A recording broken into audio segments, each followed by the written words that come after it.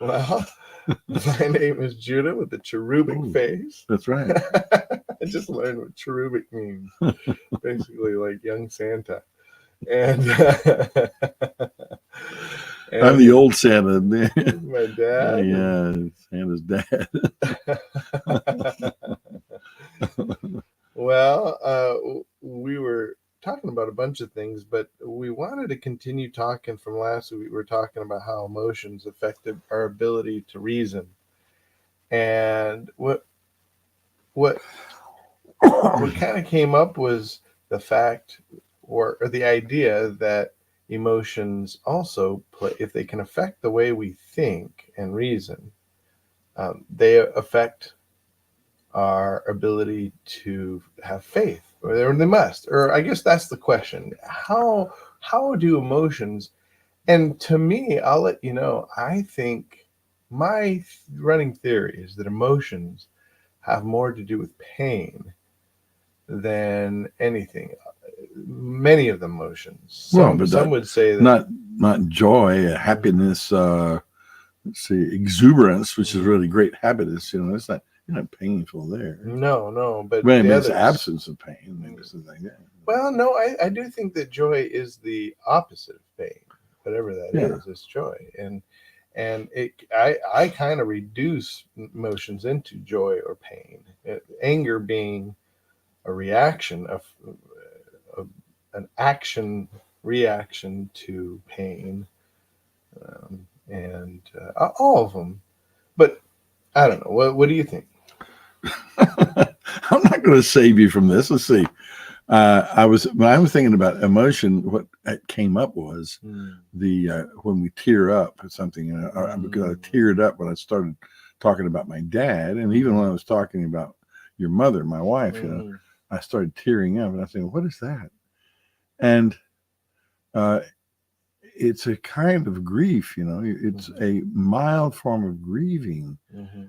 I was going to grieve, and why would I grieve about my wife? Well, I grieve because I haven't lived up. I haven't lived up.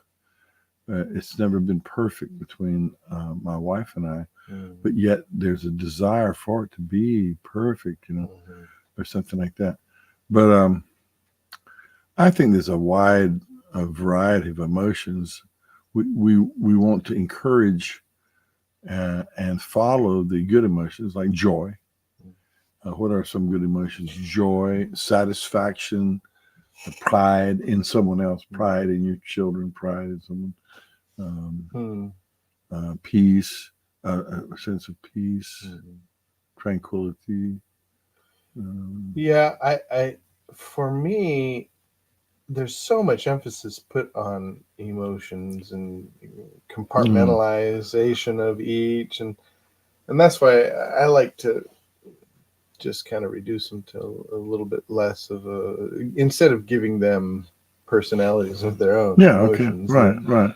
Because we almost make them into constructs in themselves, and yeah, you can do. We can do that. Yeah, I don't want to do that. Don't want Don't necessarily do that. I mean, yeah. But for me, the question, because you were talking about faith as the action of of knowing, of belief, and how knowing and belief without action or with action is faith. Yeah. And we don't act on things. I was thinking about this, and this is what we kind of started to bring up last week when we were talking about why we came to this idea. Is I think is because when Ben Shapiro says facts don't care about your feelings, that is true. However, we're not able to put value on any particular fact without emotions. If an emotion, so we facts react. are cold and dead and useless to us without how we perceive them, and we perceive them through emotion. Perceive them through emotion. Well, with emotion. With emotion, every fact has some kind of reaction. Yeah, whatever that emotion. Yeah, that is. So if that's true, then either that is a drag or it's as a Christian, if it comes from God, then it's an encouragement to go in some direction, right? Yeah. If you some fact. The stock market. You got a bunch of money in the stock market, let's say, and the stock market went down 500 points today. You go a kind of a sinking feeling, a dread, or something like that. Well, it might encourage you to go sell, or at least to look and see where things have gone. I mean, emotions tend to drive us, but we don't want to be driven by emotions. The great men of this world have not been driven by emotions. That's men and women. Yeah. But I was thinking about. I remember reading Winston Churchill's history of the Second World War, and I remember that he really played up and really bragged about a couple of generals, and one of them in particular, he said, he never let his emotions. I mean, he never let his emotions. He just, that British thing, keep, as my father used to say, keep a stiff upper lip. He'd say, keep a stiff upper lip and don't let it quiver. Well, that's the British idea, but that is, I thought of that as being very admirable. If you're a general, if you're a leader, you won't have a very small place for emotion.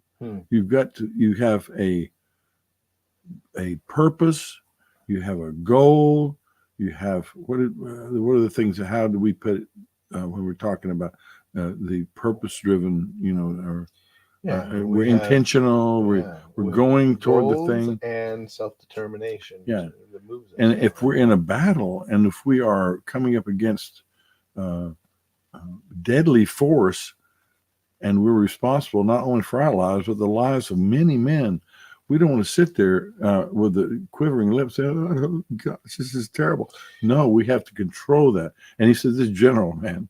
That's why he was a general. Mm-hmm. He said he never let these emotions get. He knew they were playing on him, but he suppressed them. Yeah, but I think that.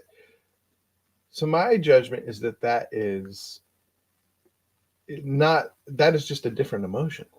That it's not that he is being a robot. He's not just making, because a decision to be like that. Impassiveness. So you're saying impassiveness, I would say, is an emotion. Well, not impassiveness as much as stoicism, or being stolid, or all those things are calm, and what is the it's like a resolute, I think. Yeah. Sort of. Okay. Thing. But I think that when I think of it in terms of emotion, instead of emotion, pain or joy, then this is a sort of thing where you don't let pain or joy. So I guess I'm sort of going back on what I believe, but you don't. So the general doesn't let pain or joy dictate. That there's something in between that which is resolute. He's not. Yeah, right. He's not giving into pain, so cowering and crying. He's not giving into joy and rejoicing and just. But there's something in between that that still has action. I guess that is the question. Is like, how do we have action without feeling? Yeah. Well, yeah. Without and there must emotions. Be something in between. Well, there's feeling. Yeah. Let's see. Action. What is it? Let's say Abraham went from his homeland and left to go to a land that he didn't know. That's an example of faith. The first example of faith given in Hebrews, and that Abraham went and left his home. I think there's a sense of, there must be a sense of excitement. Anything that you're doing in faith, there's a sense of expectation and excitement. I don't think Abraham said, "Well, what the heck, I gotta go." No, I believe God's right. I'm just going to do it. And any kind of a dejection, or kind of like what he would call that, the feeling of, well, whatever, just sort of sort of submissive. condemned to it. Well, just say submissiveness, or but he looked forward to, right. In fact, his whole life, it said that Abraham looked forward to a city not made by hands. He looked forward. So expectation, I think expectation of reward. I think that's not. I think there is an expectation of reward. I don't think, it says of Jesus, for the joy that was set before him, he endured the cross. Okay, there's in faith works in toward a reward that's not visible, but somehow we see it. We see it with spiritual eyes. We see there's something. It's maybe not complete. I don't know that Abraham.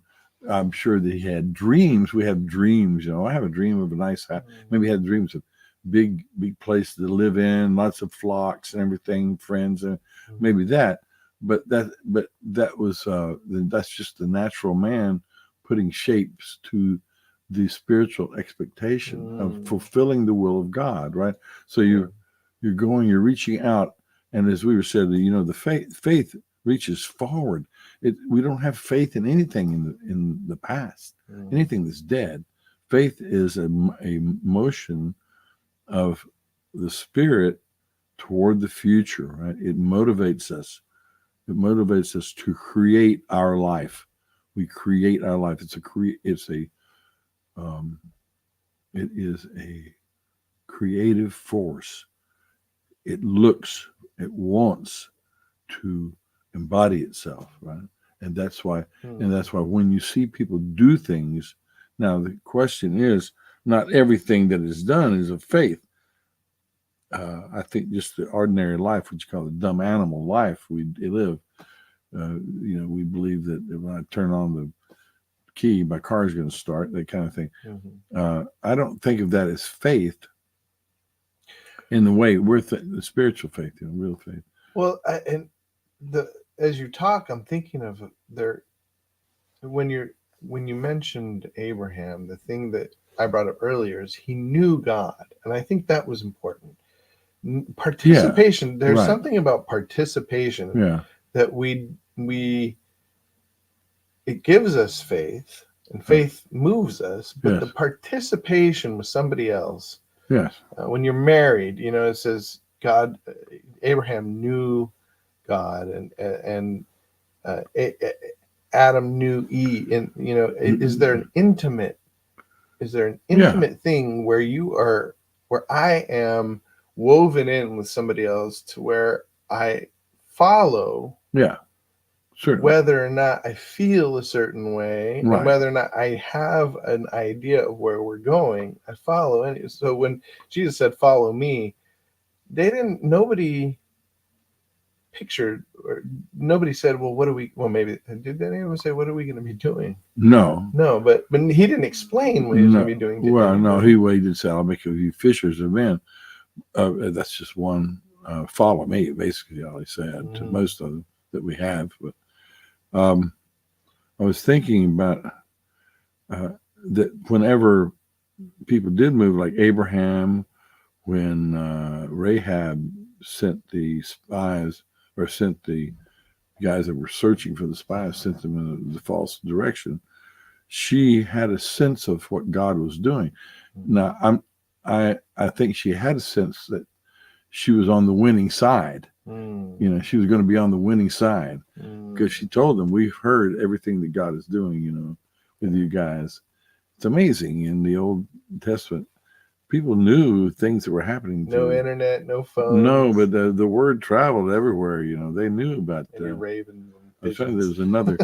We came up several times in the Judges, or in Joshua and Judges, where people knew what was going on. We knew about the water stopping and then going over the Jordan, and in Jericho they were afraid. They heard about, and they heard about. Of course, they heard about these kings, Og and was it Sihon, being completely defeated and destroyed at the hands of Israel. They knew about this, and but she knew she was going to be on the winning side.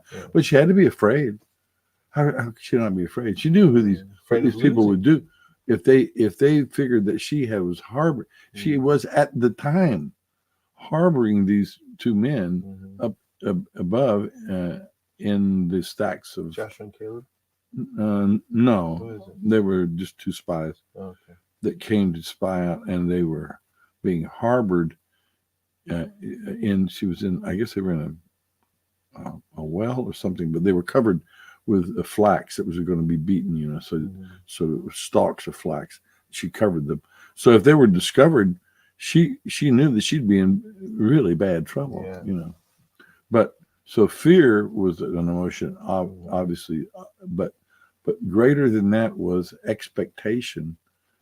I'm trying to think if any of us have ever done anything in faith. What kind of emotion was there when we did it? Did we do it in faith? It's true that expectation is something that's hard. That we know what it means, but it's hard to really define in terms of things like emotion and intellect. Yeah, I don't know that you could say they're emotion. I think a man getting married, it's just proverbial that the man, he wakes up the morning of his wedding day and he goes, what am I doing? Am I going to do this? And so he goes into it in faith that things are going to work out. So but in faith that this is what he's supposed to do, since it's a Christian man. And there's different kinds of emotions there, Now, some men go into a marriage or the wedding day, I suppose, just completely taken up by how beautiful their wife is and how wonderful it is that he gets to be united with her, and then that, I think that's what we look for. And there is some of that in every marriage, I would imagine, every wedding, Well, I think kind of what you're talking about is the relationship between physical would be sort of attraction, emotional would be the joy, intellectual, the idea, imagination. That's right. And then spiritual, I think maybe what we're looking for here is the spiritual. Sure, certainly, which we can't. We're not going to dissolve that into emotions. No, I think it's so in the same way that physical is different than emotional and intellectual. Spiritual, we don't really talk enough about the spiritual in terms of a category like, a category of motivation. Okay, we talk about spiritual in terms of participation and being like at the spirit, the person, ghosts or whatever. Well, I think that's it. And that's, I'm interrupting, but the idea of the spirit apart from the manifestation of the spirit, so the faith. And that's what James says. You say you have faith. Well, the man says, you have faith. Well, I have works. Well, James says to him, well, I will show you my faith by my works. I don't want to get into this like we're in some kind of we are in a philosophical discussion. So I want to talk about something I learned in linguistics, which was what a grammatical sentence is. A grammatical sentence. And this is the insight of a man, Noam Chomsky, who's still alive, whose politics are execrable, terrible, but he did have a basic insight, and that is a grammatical sentence is the union of surface structure, that is the words you say, the sounds that you make, the sounds you make, and the underlying structure, which is the meaning of the sentence, right? And they are bound together by certain rules. They must be so, because otherwise you wouldn't be able to say, as I've said before, did you hear what I said? Which means there are rules that govern. You must have understood what I meant when I said, I don't want to go, something like that. Did you hear what I said? So you heard the sounds, but by a certain set of rules, which are in English, and you can describe them, you can discover the deep structure, which is the meaning. You can't discuss the meaning by itself, really, without the superficial, or the sounds without the meaning. They interact. Well, like faith and works, you can't really look at faith as though forget the works. Let's just look at the faith, Well, faith is consider the faith of Abraham. He left his home to go to a land he didn't know what he was going to. Or the great one is he offered his son on the altar and was about to kill him, and was stopped by the voice of God, the angel of God. But you say, oh, that was great faith. Great faith. Great faith. Well, we don't look at the faith without looking through the act, right? We're looking through the act and we see the faith. Yeah, looking, being able to track it with the action. The act. There is a union of the act. God doesn't accept any act he doesn't care about the act unless it is united with faith. And the faith without the act is accident. It's like they used to say that the spirit, some people believe, materialists believe this body is the real thing and it produces the spiritual, right? We talked about that one time, that people believe that the brain goes this way and that way and it produces these thoughts and can produce really serious thoughts and poetry, but it can produce insanity too. Yeah. Well, there's another way to look at it, that in the spirit that we have, the spirit that God gave us enlivens the body and animates the body. The spirit of insanity, the spirit of crazy, the spirit of fear can changes our nervous system, So that we don't. So some people that looked at the spirit as being the production of the body, they saw it as, I remember, like I used to live on an island and I had to go to work on a canoe. It wasn't far. It was just back from here, the next door neighbor there.